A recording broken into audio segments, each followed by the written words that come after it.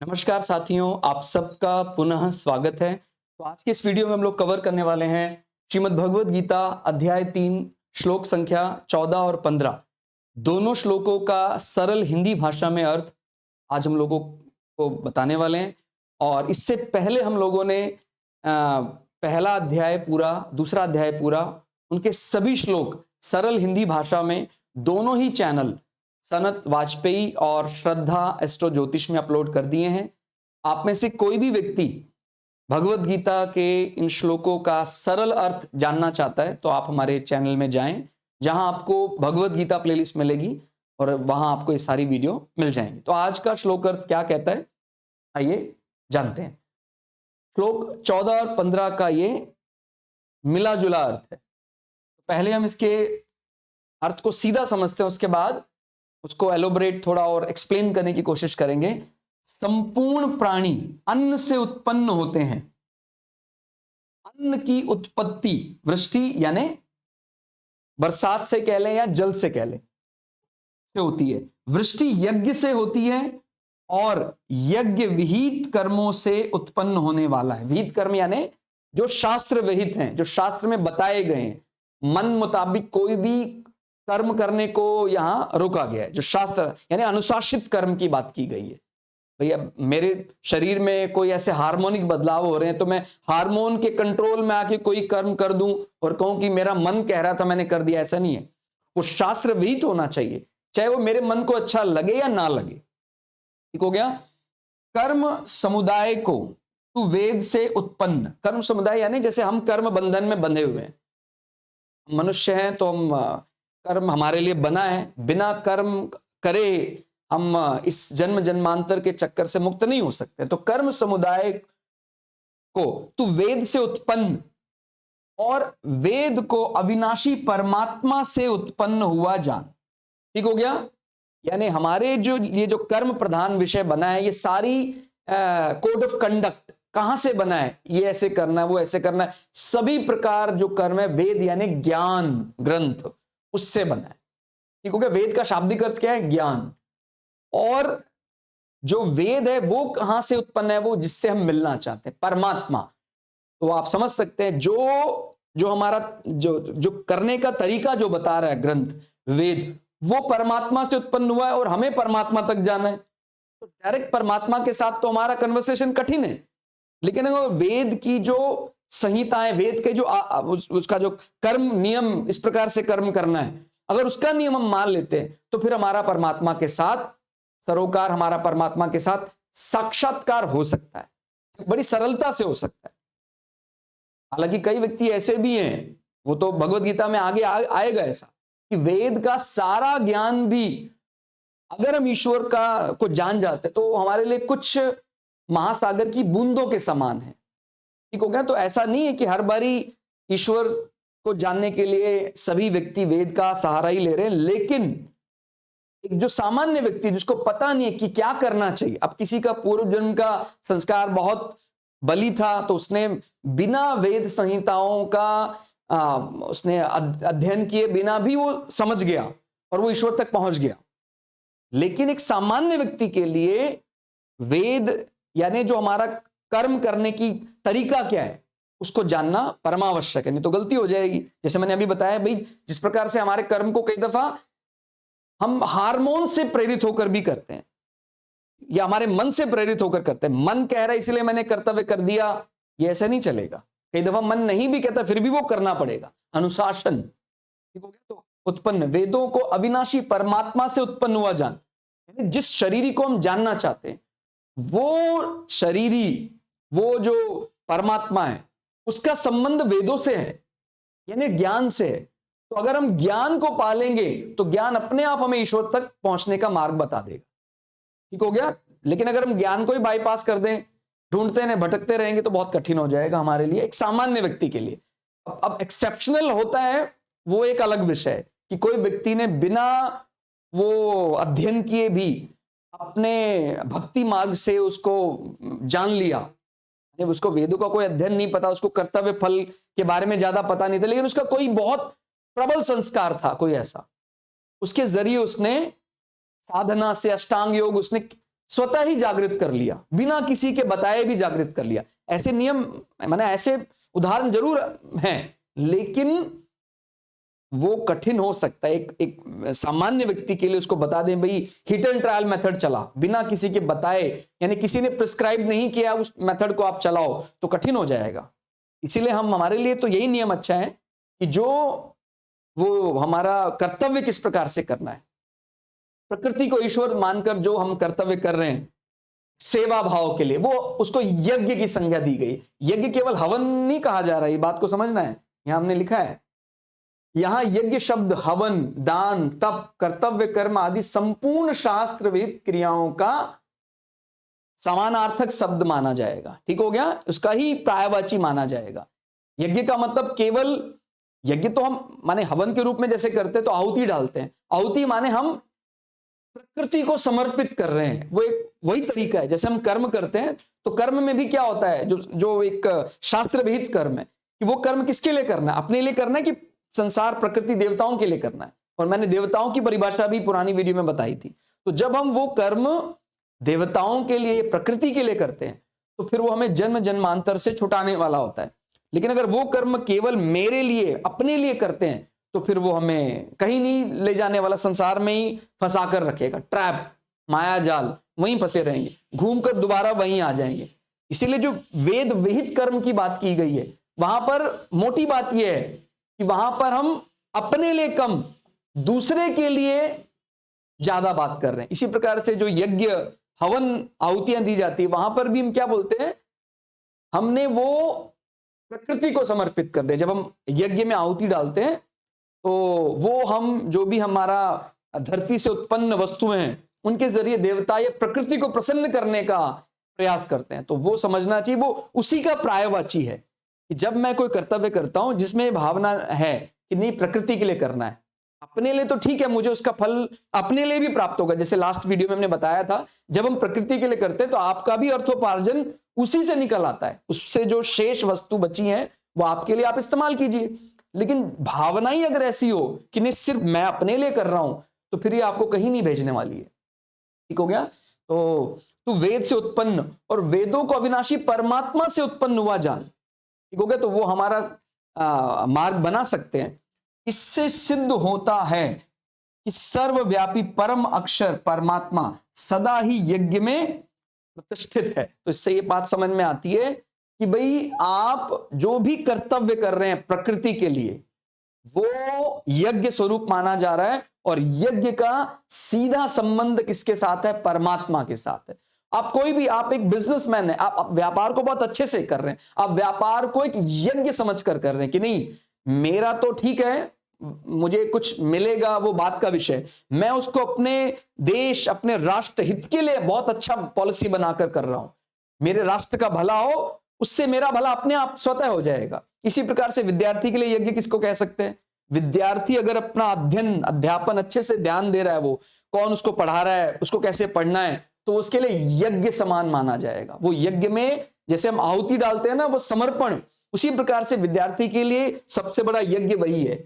और इससे अपने आप देखिए, अगर हम प्रकृति के नियमों में बंध कर कार्य करेंगे, किसी भी रिसोर्स का गलत प्रयोग नहीं करेंगे, तो प्रकृति स्वतः ही वर्षा या जिसको बोल रहे हैं कि जल प्रदान करेगी। अभी क्यों संतुलन बिगड़ रहा है, वो वैज्ञानिक ढंग से भी आप देखेंगे, जब हम प्रकृति का ज्यादा शोषण करना शुरू कर देते हैं कि नहीं ये तो मेरा अधिकार है, मैं ये भी ले लूंगा, ये भी ले, तो इसका मतलब हमारे अंदर वो यज्ञ की भावना ही खत्म हो गई। इस बात को समझना है, केवल उस यज्ञ को हवन तक सीमित नहीं रखना है कि मैं वो यज्ञ में आहुति डाल रहा हूं, उस हवन की बात हो रही है। इसके साथ साथ जितने भी कर्तव्य परायण शास्त्र विहित जो हम कर्म कर रहे हैं जिस भावना से, वो सब यज्ञ का ही फल देंगे। और अगर हम अच्छे से अनुशासित जीवन जिएंगे तो प्रकृति में अकाल नहीं पड़ता है। प्रकृति में अकाल पड़ने का मुख्य कारण हमारे मन में, अगर देखिए छोटी सी विचारधारा गलत हो जाती है, हमारे मन में एक ईर्ष्या, द्वेष और स्वार्थ की पराकाष्ठा जब होती है, तो फिर हम प्रकृति के देवताओं का सम्मान करना छोड़ देते हैं, अनावश्यक पेड़ों की कटाई करेंगे, अपने लिए ज्यादा भोग की वस्तु इकट्ठी करेंगे, तो संतुलन अपने आप बिगड़ जाएगा। और संतुलन बिगड़ जाएगा तो वृष्टि नहीं होगी। तो यानी जो जिसको हम विज्ञान की भाषा में पढ़ते हैं ना, चक्र होते हैं, जो वर्षा का जो होता है, जल का चक्र पढ़ाया जाता है, नाइट्रोजन चक्र पढ़ाया जाता है, ऑक्सीजन चक्र पढ़ाया जाता है। ये सारे चक्र तभी प्रभावित होते हैं जब इंसान या मनुष्य स्वार्थ भावना से ज्यादा ग्रसित हो जाता है। ठीक हो गया? तो आप इस बात को समझ पा रहे होंगे कि वर्षा का होना भी हमारी स्वार्थ भावनाओं, भाई भाई हमने कोई प्रदूषण का कोई ध्यान नहीं दिया, हमने प्रकृति का अनावश्यक उसको क्या शोषण किया हमने प्रकृति के साथ, हमने बहुत ज्यादा रिसोर्सेस का गलत इस्तेमाल किया। ठीक हो गया? बहुत ज्यादा प्रदूषण किया तो अनावश्यक वर्षा ज्यादा हो जाएगी या नहीं होगी। तो ये जो असंतुलन है, ये कहीं ना कहीं ये बात बताता है कि हाँ, हमने प्रकृति का या देवताओं का सम्मान, देवताओं को मैंने बताया था, अग्निदेव का मतलब कोई एक जगह पर वो देवता रहता है ऐसा नहीं है, कण कण में अग्नि समाई है। आपको पता है, अगर आप अभी किसी भी वस्तु को लेकर घर्षण करेंगे, मैं अपने हाथ को भी रगड़ूंगा तो मेरा हाथ गर्म होना शुरू हो जाएगा, यानी ये भी देवता का आवाहन है। अग्नि आ गई ना मेरे हाथ में। ध्यान से समझना है कि जल, मेरे शरीर में जल भी व्याप्त है, हर जगह व्याप्त है जल। तो यहां पर हमने लास्ट वीडियो में भी बात समझाने की कोशिश की थी कि हम वो देवताओं को समर्पित करते हैं। इसका मतलब कोई एक व्यक्ति विशेष की बात नहीं है, यहाँ कोई आदान प्रदान या लेने देने की बात नहीं हो रही कि हम आपको देंगे तभी आप हमें देंगे, नहीं। देवता मतलब जो पूरी प्रकृति में समाहित है। ठीक हो गया? इसको स्वार्थ से सीमित नहीं मानना है कि मैं अग्निदेव को सीमित वो ये आहुति डाल रहा हूं, वो अग्निदेव तो वहां रहता, अग्निदेव हर जगह है। ठीक हो गया? आपके वाहन, आपके वस्त्र में, हमारा कपड़ा जब कभी घर्षण होता है तो उसमें स्पार्क निकलता है, उसमें वही अग्नि का रूप है। तो हर जगह कण कण में अग्नि व्याप्त है, जल व्याप्त है, आकाश व्याप्त है। ठीक हो गया? तो इसलिए हमें ये ध्यान रखना, जब हम प्रकृति को कोई चीज समर्पित कर रहे हैं, वो जो देवता विषय है ये इतना सरल नहीं है समझना कि भाई देवता यानी एक व्यक्ति वहां बैठा है उसको देवता बोल रहे, नहीं। वो प्रकृति में हर जगह व्याप्त है, उसको देवता माना जा रहा है। इसलिए देवता को देना ये कोई स्वार्थ भावना नहीं दर्शाता है, बट बशर्ते आप देवता की सही परिभाषा समझें। ठीक हो गया? तो जो बोलते हैं ना, यज्ञ में, यज्ञ कर्म को देवताओं को समर्पित कर देना, प्रकृति को समर्पित कर देना। ठीक हो गया? तो अगर हम अपने कर्तव्यों का सही ढंग से पालन करेंगे तो नियम सही समय पर वृष्टि होगी, जल बरसेगा, जल से बढ़िया अनाज होगा, उस अनाज से सबको अपना अपना कर्तव्य करने के लिए जो अर्थोपार्जन है वो सब प्राप्त हो जाएगा, और वो कर्तव्य करते करते करते धर्म, अर्थ, काम, मोक्ष यानी मुक्ति को प्राप्त कर लेगा। अर्थ भी तो जरूरी है, कामना पूर्ति भी जरूरी है। ठीक हो गया? तो संसार को चलाने के लिए हम कोई भी कर्तव्य जो कर रहे हैं, जैसे मैंने बताया, विद्यार्थी रूप में कर रहे हैं, व्यापारिक रूप में कर रहे हैं, सैनिक रूप में कर रहे हैं, यज्ञ समझकर करना। और यज्ञ को केवल अग्नि आहुति या हवन समझकर केवल नहीं मानना है। ठीक हो गया? वो भी एक उदाहरण स्वरूप बताया गया है कि जब हम यज्ञ में आहुति डालते हैं, स्वाहा, यानी वो जो हमने प्रकृति में मिली वस्तुएं जो मेरे अधिकार की थी वो मैंने प्रकृति को दे दी। वो एक प्रकार का प्रायवाची है कि मुझे किस प्रकार से कर्म करना है। जो मेरे हिस्से का घृत था, मेरे हिस्से का घी था, जो मैं केवल अपने लिए खाता था, वो मैंने उसका हिस्सा प्रकृति को भी देने का विचार बनाया। इसी प्रकार से मुझे दूसरे कर्मों में भी ध्यान रखना है कि जो भी मैं कोई कर्तव्य करूंगा तो वो कर्तव्य समाज हित में करूंगा तो समाज का भला होगा, मेरा भला अपने आप हो जाएगा। ये जितने भी चक्र बिगड़े हुए हैं, जल चक्र है, वायु चक्र है, इनके बिगड़ने का कारण मनुष्य की जो स्वार्थ भावना, उसकी पराकाष्ठा। ठीक हो गया? अगर वो स्वार्थ जीवन, सारे सभी मनुष्य को, एक बार आप खुद समझ के ध्यान रख सकते हैं कि अगर स्वार्थ भावना छोड़ दे, वो अपने आप ही अनुशासन कायम हो जाएगा। मुझे ठंड चाहिए, मुझे बहुत ज्यादा ठंड चाहिए, मैं आनंद लेना चाहता हूं, उस ठंड को और बढ़ाना चाहता हूं, प्रकृति का अनावश्यक शोषण करना शुरू कर दे। अगर मैं बहुत ज्यादा, माने मेरे घर में व्यक्ति 2 हैं लेकिन मैंने CFC से भरे हुए टैंक, यानी क्लोरोफ्लोरोकार्बन से भरे हुए बड़े बड़े टैंक भरवा लिए और एयर कंडीशन बहुत ज्यादा लगा दिए, मेरे घर को दूसरों से ज्यादा ठंडा होना चाहिए, इस प्रकार की विचारधारा, यानी ऐसी कोई भी विचारधारा जो प्रकृति का ज्यादा शोषण कर रही है, उससे संतुलन बिगड़ जाएगा। ठीक हो गया? और संतुलन बिगड़ने का मतलब यह कि मेरा जो यज्ञ चल रहा था वो यज्ञ आहुति मेरी नहीं जा पाएगी, इससे मैं प्रकृति के जो मेरा जो लक्ष्य था, मैं उस लक्ष्य से कहीं दूर निकल जाऊंगा। तो ये बात याद रखनी है, केवल हम मंदिर में बैठकर भगवान के सामने अगर एक्ट करते हैं, यानी दिखावा करते हैं कि भगवान मैं तो तेरा हूं, आधे घंटा 1 घंटा, और मेरे कर्मों में वो भावना नहीं है प्रकृति को समर्पित, यानी भगवान का मतलब क्या, जो कण कण में व्याप्त है। तो आपको क्या लग रहा है कि भाई मैंने आधे घंटे ईश्वर की आराधना कर दी, लेकिन मेरे कर्मों में वो आराधना नहीं दिखाई देती है, तो क्या प्रकृति हमें क्षमा करेगी? नहीं करेगी। इसलिए ध्यान रखना है, कभी हमारा पूजा का समय छूट भी जाए, आराधना का समय में नहीं भी मिले, आपको जहां ड्यूटी मिली है, आपका जहां भी आपको कर्म मिला है, वो आप पूजा समझकर करें, आपको वो जन्म जन्मांतर के चक्रों से छुड़ाने के लिए इतना पुण्य दे सकता है। लेकिन शायद आप मंदिर में बैठकर 15 मिनट 20 मिनट आराधना कर रहे हैं और बाहर जाकर उस ईश्वर को भूल जाएं, तो आपको इतना पुण्य नहीं मिलेगा। तो इस बात को समझना है, मैं जो पूजा कर रहा हूं वो केवल एक कमरे तक समाहित नहीं है, वो तो हर जगह है वो देवता। हमारे अक्सर क्या वार्तालाप होती है कि भाई सामने मंदिर है और इस समय यहां आप शब्द ना बोलो, मंदिर बंद करके फिर आपस में आप शब्द या जो भी इस प्रकार का जघन्य कृत्य करना है मंदिर के सामने नहीं करें, मतलब वहां जाके वहां ईश्वर नहीं है। इसलिए ये मन में भावना रखनी है कि नहीं, जो मेरा शास्त्र विहित कर्म है, शास्त्रों ने बताया कर्म है, वही कर्म मैं करूं।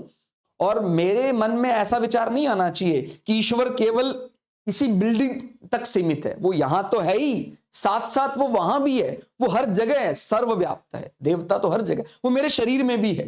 जैसे मैंने बताया ना, अग्नि है मेरे शरीर में, वायु है मेरे शरीर में, सभी प्रकार के देवता मनुष्य के शरीर में, लेकिन वो केवल मेरे शरीर में नहीं है, वो हर शरीर में है, तो उसका उतना ही सम्मान करना है।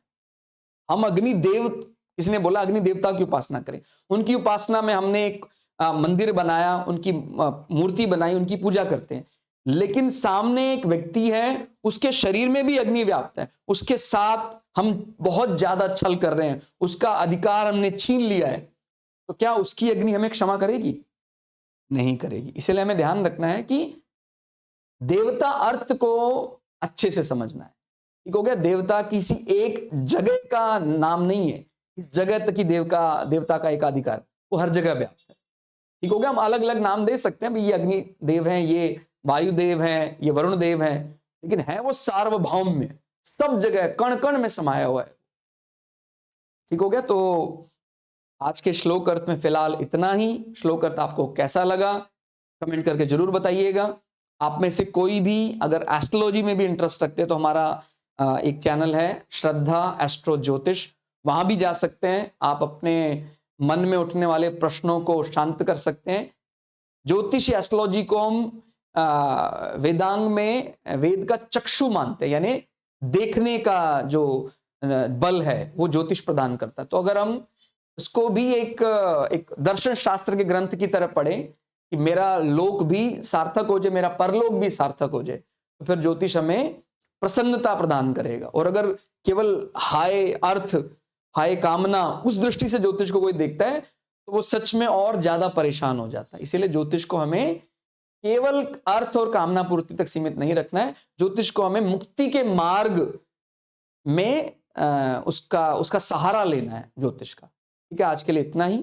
मिलते हैं अगली वीडियो में, तब तक के लिए जय श्री भगु पराशरा, जय श्री शुक्राचार्य, नमस्कार।